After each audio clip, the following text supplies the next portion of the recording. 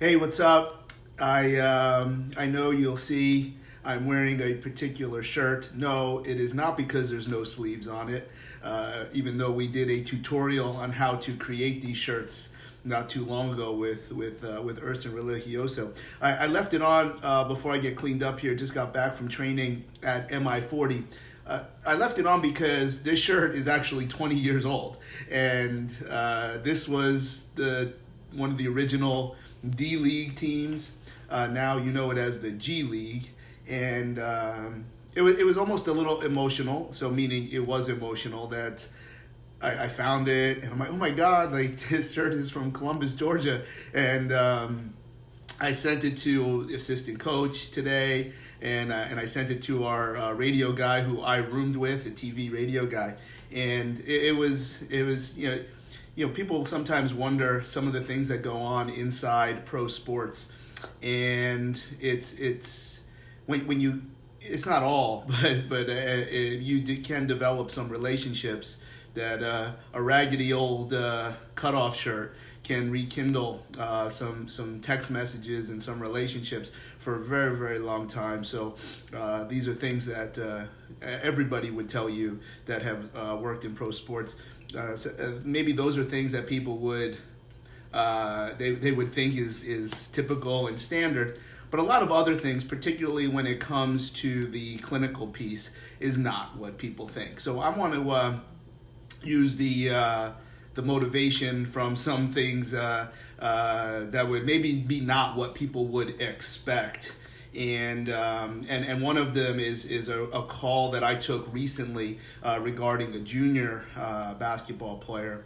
So both are definitely tied together, and we'll take those situations and try to tie it to some clinical things that I think are relevant to all levels of training and rehabilitation as it relates to monitoring heart rate.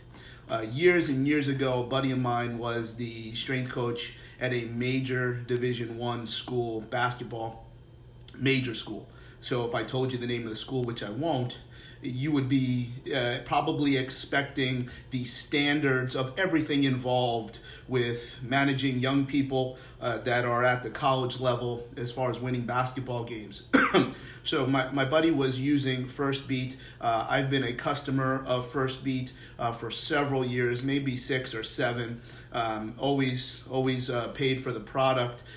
Anything more than that we received was simply brilliant customer service from a fellow named John Lally, who, if First Beat is of interest, fantastic device, fantastic systems, and always actually getting better, which sometimes can be frustrating because it's like you just budgeted for one thing and now they came out with something new that's that much better that you absolutely have to buy.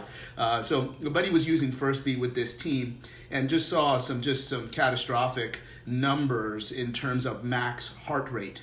So obviously, it is not unreasonable to get into the 200s, to 10 even, when you're at these max levels, particularly at the college level, where beating these kids into the ground is a very typical scenario. And except if I remember correctly, this young man had gotten well over 220. I think there was one point where he spiked over 240. And strength coach, obviously significantly alarmed. Very good reason to be alarmed. And I want to say, like, when you're alarmed, it doesn't mean that something is always wrong. It just means that you have to look. Like, how can you not look? And that's going to relate to a lot of other things in terms of a very, very strong sentiment that you see in the physical therapy space that you don't need to image things. Imaging doesn't mean that you are going to do anything about it. Unless you have magnetic vision or X-ray vision, I don't know how you know that there's nothing really, really seriously wrong, and to wait to do three sessions for 4 times, 4 weeks, or you're just going to try some things because evidence may support that you really don't need surgery for a meniscal tear. How do you know? Anyway, my buddy took this information and blah, blah, blah. This young man's basketball career was over. He clearly had some kind of cardiac myopathy that basically ended his career. And if we were not using heart rate monitors, if he was not using heart rate monitor, you have no idea what would have happened. So even if that was, he just has a high heart rate. Remember, things are averages. People are going to live above certain averages. The kicker to that story is that the head coach told the strength coach that he did not want the heart rate monitors being used ever again with his players. True story. And I think most people would be mortified if they know the school. They should be mortified regardless, where a layer of information that, forget about performance. This is obviously usage of heart rate monitors saved this individual's life. Not a happy ending in terms of ending his career, but it didn't. What would happen if it was one of these other stories that we know of where individuals have had serious issues while playing, or even had fatal issues?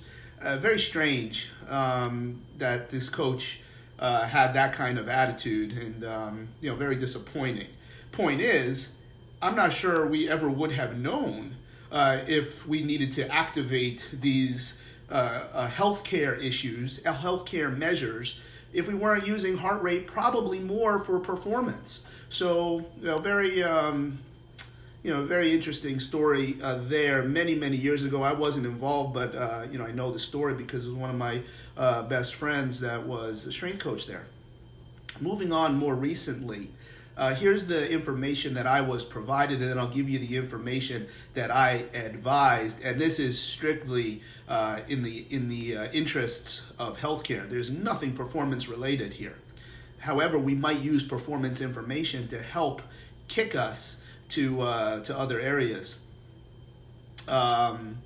Definitely. So this is a junior athlete, tachycardic, in the 80s, at rest. Is that the end of the world?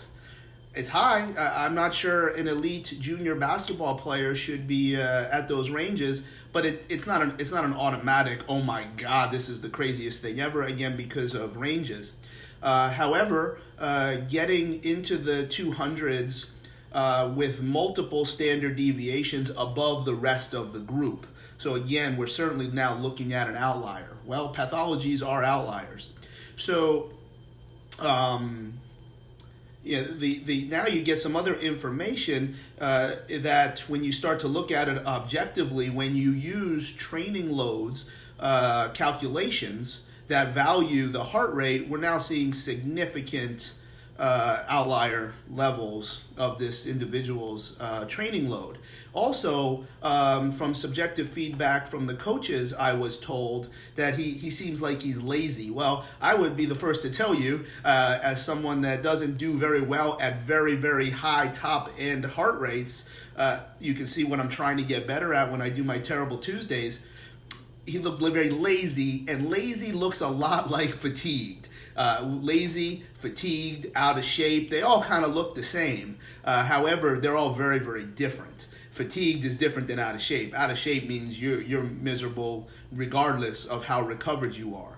So now there's a lot of information here, and the parents did kick him to a healthcare workup. Now, from my levels of understanding, the information that gets you that kick would be heart rate, which we have a check. We see significant tachycardia, but also blood pressure, and that's another thing that whether it's a training environment, I think obviously you'll see it more in physical therapy. I'm not sure really what other allied health professions do, but we do need to be looking at looking at blood pressure on a regular basis. And it doesn't mean that every single person that has high blood pressure every single time has this horrible illness. But we don't know that. And that relates to all the getting MRIs and x-rays. I don't understand why people are so averse to looking at things. Let's continue here. If heart rate and blood pressure get you kicked, my understanding is that the next test would be ECG. In environments that I have been in, we have used technologies that have utility to be very, very close to, if not at medical level ECG. And sometimes you'll see anomalies. And doc, hey, take a look at this. and we're not going to use the technology as the primary evidence, but we're going to then kick that as well. So for this gentleman that I was called on, apparently the ECG was okay, and his resting heart rate was 74. Now, I agree that in a general health setting, 74 is not the end of the world. Like, I would expect a young elite junior basketball player probably to be well below 60, maybe well below 50. This isn't a heavy kid. This isn't just some other things that just don't add up. 74. But remember, when you engage in rank and file healthcare, they want to make sure you're not going to die, and that probably doesn't move the dial enough. And as I advise, I said sometimes high normal is the worst thing, because it's not enough to kick you to the next level. So what would happen next? I think the next level of measurement would be an echocardiogram. The measure after that would be a nuclear stress test, and or a Holter monitor, where you would be measuring your heart rate and ECG throughout a 24-hour period. So now we're talking about basketball. We're talking about a tall human being. We're talking about, obviously, to some degree, explosive, which we do need to start to think about, whether it be genetic or not. I have no idea. That's why you do these measures. You do these tests of cardiac myohypertrophy.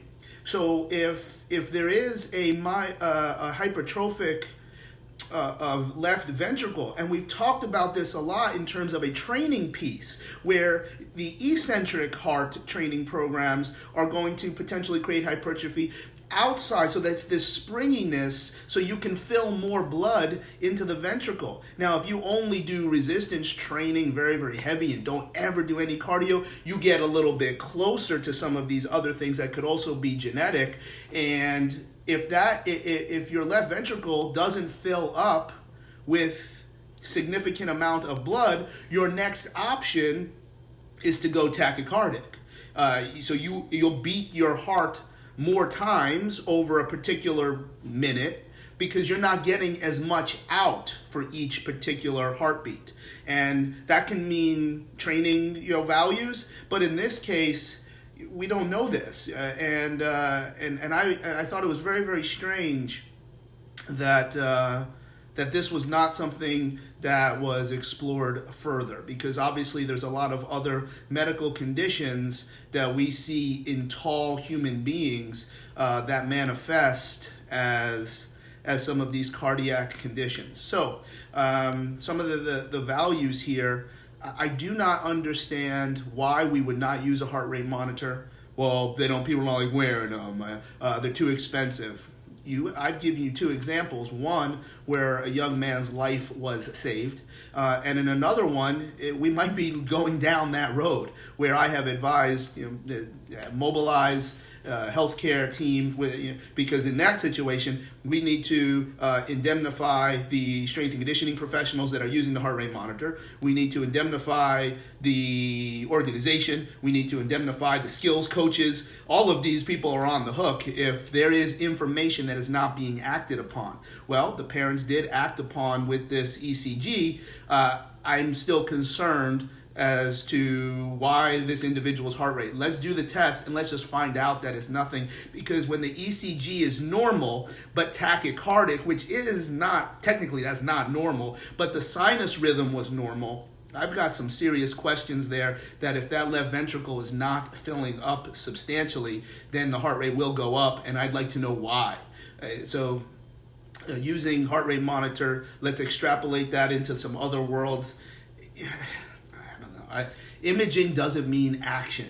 Tests don't mean you have to do something about it. It's very strange. I understand it's inconvenient, and I'm certainly very much giving a message that when you do refer someone for imaging, or you do it yourself, obviously certain professionals have the wherewithal to do x-rays, you're still going to apply science, and you're not going to lose control. So again, if you're going to refer someone, no, you need to go to that physician to get the x-rays and the MRI, because you're going to be able to communicate with them in a very positive way, and it's not going to be automatic, like you've now lost your role or your seat at the table. And then lastly, appreciating from a training aspect, provided that you are using some kind of heart rate monitoring, there is a significant difference in some of these measures that can be seen on echocardiogram.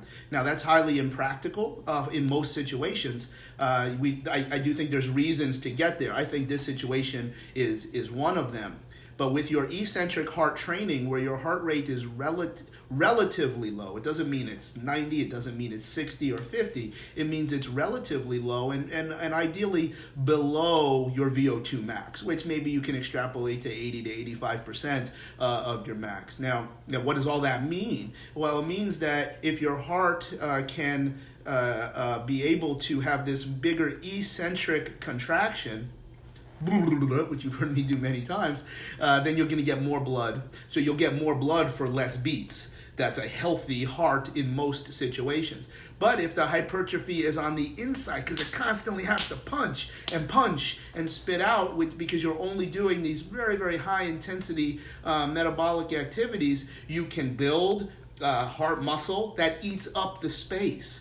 And if that's genetic, it can be very, very significant. So now we're looking at what appears to be a healthy sinus rhythm, but very, very tachycardic.